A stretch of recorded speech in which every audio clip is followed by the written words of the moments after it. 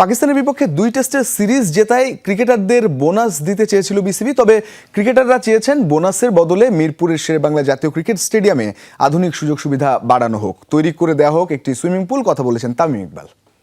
ওরা বলছে যে ভাইয়া বোনাস আমাদের দরকার নাই, বাট আপনি যদি একটা খুব সুন্দর করে একদম best of the best facilities দিয়ে জিমটা আর সাথে সুইমিং পুলটা যদি করে দেন তাহলে আমরা এটা আমাদের বোনাস হিসাবে কাউন্ট করে নিব। সো হ্যাঁ, মানে বোনাসের টাকা না, এটা করতে তো আরও অনেক বেশি টাকা লাগবে, বাট তারা তাদের তরফ থেকে এই কন্ট্রিবিউশনটা করতে চায়। তারা খালি নিজেদের কথা চিন্তা করে নেই, এই ফ্যাসিলিটিস তাদের ছোট ভাইরা যারা আন্ডার-19, আন্ডার-23, এইচপি হয়তোবা তারাও এই ফ্যাসিলিটিসগুলো ইউজ করবে।